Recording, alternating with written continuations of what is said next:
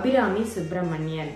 தினம் ஒரு திருக்குறள் தொகுப்பில் இன்று நாம் காணவிருக்கும் குறள் எண் 162, பால் அறத்துப்பால், அதிகாரம் அழுக்காராமை.